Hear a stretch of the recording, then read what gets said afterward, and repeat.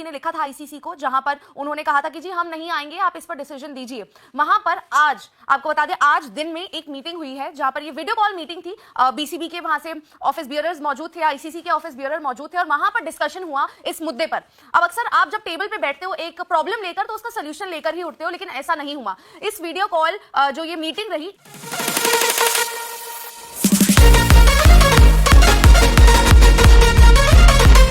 World cup, और ICC ने उनको लगातार मनाने की कोशिश की कि जी आप ऐसा नहीं कर सकते, क्यों? क्योंकि शेड्यूल अनाउंस हो चुका है और शेड्यूल अब पूरा पब्लिश हो चुका है, तो उसी हिसाब से आपको खेलना होगा। लेकिन बांग्लादेश एक तरह से उन्होंने क्लियरली इस मीटिंग में बताया कि जी हम अपनी स्टांस को नहीं छोड़ेंगे, हम उस पर अडिग हैं, और आईसीसी भी कहीं ना कहीं उन्हें मनाने में लगा हुआ है। अब आईसीसी से काफी सारे ऑफिस बियरर मौजूद थे, लेकिन बीसीबी से कौन कौन मौजूद थे मैं आपको बता देती हूँ। जहां पर मेरे पीछे हैंगे बीसीबी के प्रेसिडेंट मिस्टर मोहम्मद अमीनुल इस्लाम, उसके बाद vice president Mohammad Shakawat Hussain and Farooq Ahmed, director and chairman of cricket operations committee Nazmul Abedin, and chief executive officer जो है इनके निजामुद्दीन चौधरी। ये सब लोग बीसीबी के सारे जो आप कहेंगे टॉप ऑफिस बियरर्स वहां पर मौजूद थे और आईसीसी से लगातार डिस्कशन की कि जी हम नहीं आएंगे इंडिया और सिक्योरिटी कंसर्न्स है इसलिए हम नहीं चाहते हैं। फिर बोर्ड ने वहां पर उनको रिक्वेस्ट की है कि जी हम क्या कहते हैं, क्योंकि पब्लिश कर चुके हैं जो पूरी आइटनरी है टूर्नामेंट की, वो एक तरह से हम अनाउंस कर चुके हैं, तो हम आपको रिक्वेस्ट कर रहे हैं कि आपका जो स्टांस है उसे रिकंसिडर करो। लेकिन वो कहते हैं ना कि जब आपकी मीटिंग खत्म हुई तो हाथ में क्या रहा? हाथ में कुछ नहीं रहा, क्योंकि डिसीजन अभी भी पेंडिंग है,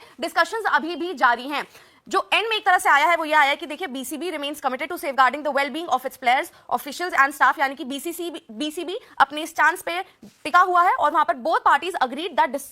discussions will continue to explore possible options, यानी कि दोनों ने ये अग्री करा है कि डिस्कशंस अभी चलेंगे, अभी पॉसिबल ऑप्शंस देखे जाएंगे। अब पॉसिबल ऑप्शंस में क्या कुछ हो सकता है जहां पर आईसीसी ये कहे, क्योंकि आईसीसी फंसा हुआ है, आईसीसी ना बीसीसीआई को नाराज कर सकता है और ना ही बीसीबी को नाराज कर सकता है। हमारे लिए कहना बहुत आसान है कि जी बीसीबी की सुनी जाए, सबसे बड़ा बोर्ड है, सबसे बड़ा क्रिकेट बोर्ड है और उस लिहाज से उनकी चलनी चाहिए, लेकिन आईसीसी एक न्यूट्रल बॉडी है और ऐसे में आईसीसी फंसा हुआ है। अब यहाँ पे सोल्यूशंस क्या हो सकते हैं? अगर आईसीसी कहेगा कि जी हम आपको श्रीलंका करा देते हैं, तो ऐसे में फिर बीसीसीआई जो है वो कहीं ना कहीं नाराज होगा। अब अगर आईसीसी बोले कि जी कोलकाता में जो आपके मैचेस हैं उन्हें शिफ्ट कराकर हम किसी वेन्यू पे करा देते हैं, तो बांग्लादेश की तरफ से ये भी बात आई थी कि जी इंडिया तो इंडिया है, चाहे आप कोलकाता कराओ, चेन्नई कराओ, मुंबई कराओ, आएंगे तो हम इंडिया ही, और वहां पर सिक्योरिटी कंसर्न्स है। तो ये सब बातें वहां चल रही है। अब क्या ऐसे में, क्योंकि सुनने में ये भी आया था कि क्या ऐसा हो सकता है कि आईसीसी बोले कि जी 2 मैचेस आपके श्रीलंका करा देते हैं, 2 मैचेस आपके इंडिया ही रहेंगे। तो कुछ ऐसे ऑप्शंस है, कुछ सॉल्यूशंस है जिनके लिए आईसीसी जाएगा। लेकिन अगर मान लीजिए आईसीसी ने डिसीजन ले लिया कि जी हम नहीं करेंगे शिफ्ट, ऐसे में बांग्लादेश के पास बॉल चली जाती है और उनके कोर्ट में बॉल है, फिर उनका क्या डिसीजन रहता है?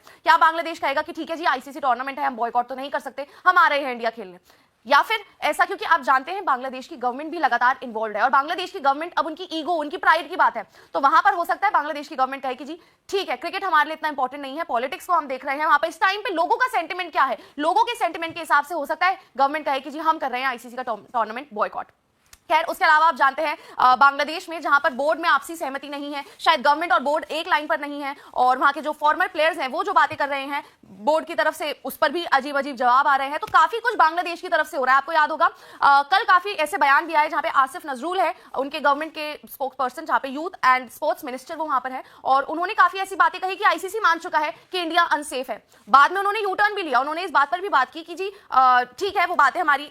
इनफॉर्मल डिस्कशन थी, वो बाहर नहीं आनी चाहिए थी। उन्होंने उस बात को नकारा भी कि इस तरह से बात नहीं है, क्योंकि आईसीसी ने कहीं ना कहीं इस पर बोला होगा कि आप ये बात आगे कैसे कह सकते हैं, जबकि आईसीसी की तरफ से ये आया था कि जी यहां पर रिस्क जो है, सिक्योरिटी रिस्क, वो काफी ज्यादा लो है। लेकिन फिलहाल अपडेट यही है कि एक वीडियो कॉल मीटिंग हुई बीसीबी की और आईसीसी की, जहां पर उम्मीद थी कि 2 दिन बाद, क्योंकि दूसरा लेटर लिखे हुए दूसरा या 2.5 दिन मैं कहूंगी हो चुके हैं और आईसीसी को डिसीजन लेना है, डिसीजन एक तरह से अपना देना है, वहां पर अभी भी डिस्कशंस जारी हैं। यानी कि ये भी बात आप समझिए कि आईसीसी ऐसा नहीं है कि क्लियर कट बीसीसीआई के फेवर में डिसीजन दे देगा, वहां पर